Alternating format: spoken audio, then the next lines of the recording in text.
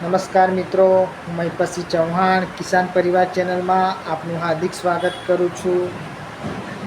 આજે આપણે 27 નક્ષત્રોમાંનું એક મહત્ત્વનું ચોમાસાનું નક્ષત્ર હસ્ત વિશે ટૂંકમાં ચર્ચા કરીશું.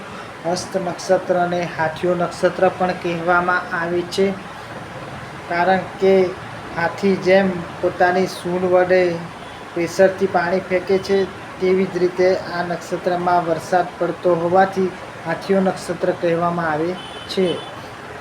હાથીયા નક્ષત્રમાં ભગવાન સૂર્યનારાયણનો પ્રવેશ તારીખ 26/9/2024 ને ભાદરવા વદ નૂમને ગુરુવારના દિવસે થાય છે અને આ નક્ષત્રનું વાહન મોર છે, જે અર્ધ સંયોગી વરસાદનું પ્રતીક માનવામાં આવે છે.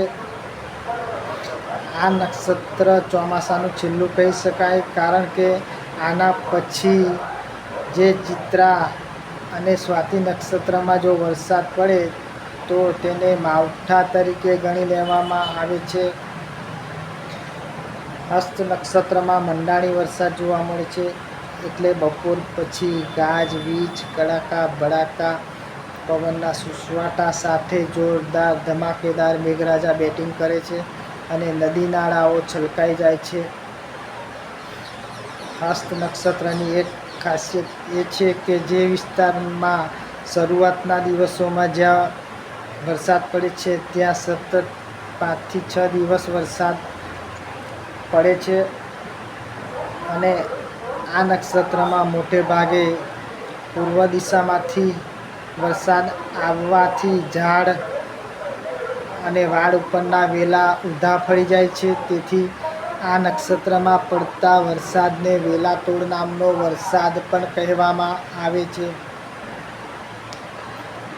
હાલ પણ જ્યોતિષ અને હવામાનની આગાહીઓના આધારે પણ હસ્ત નક્ષત્રમાં સારો એવો વરસાદ પડે એવી વકી છે, કારણ કે બંગાળની ખાડીમાં લો પ્રેશર સિસ્ટમ હાલ સક્રિય થઈને મહારાષ્ટ્રમાં પ્રવેશીને ગુજરાતમાં પ્રવેશશે. એટલે 26 તારીખથી 29 તારીખ સુધી મુશળધાર વરસાદ પડે. એક વરસાદી સિસ્ટમ સક્રિય ગુજરાતમાં થશે. ગુજરાતમાં દક્ષિણ ગુજરાતમાં વાત કરીએ તો રાજપીપળા, નવસારી, તાપી, વ્યારા, સાપુતારા, સુરત વગેરે જિલ્લાઓમાં સારો એવો 5 થી 7 ઇંચ વરસાદ પડી શકવાની સંભાવનાઓ છે. તો સામે પક્ષે મધ્ય ગુજરાતમાં દાહોદ, ગોધરા, નડિયાદ, અમદાવાદમાં પણ સારો વરસાદ જોવા મળશે. ઉત્તર ગુજરાતમાં પણ સારો વરસાદ જોવા મળે છે, 5 થી 6 ઇંચ. તો દરિયા કિનારાના પ્રદેશોની વાત કરીએ તો અમરેલી, ભાવનગર અને પોરબંદરના વિસ્તારોમાં પણ 2 થી 3 ઇંચ વરસાદ આ સમય દરમિયાન જોવા મળશે. ટૂંકમાં ગુજરાતમાં મોટે ભાગે 70 થી 80% ભૂભાગોમાં વરસાદ પડી શકવાની પૂરેપૂરી સંભાવના વત્તા ઓછી પ્રમાણમાં રહેલી છે. મિત્રો, હસ્ત નક્ષત્રમાં વરસાદ જે પડે છે તે પાકો માટે, પાછોતર પાકો હોય એના માટે ઉપયોગી છે. જેમાં પિયતની જરૂરિયાત હોય તે, પણ કેટલાક આગોતર પાકો એવા હોય છે,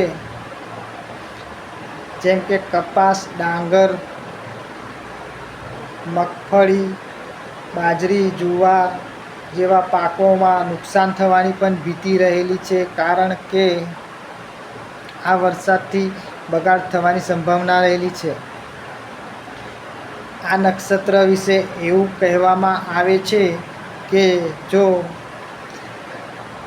હાથીઓ વરસે હાર તો આખું વરસ, માફ કરજો, આવનારું વરસ પાર. જો વરસે હાથીઓ તો પુરાય સાથીઓ. એટલે કે આવનારું વર્ષ જો હસ્ત નક્ષત્રમાં વરસાદ પડે તો સારું રહે અને આ જતું વર્ષ પણ સારું બની રહે છે.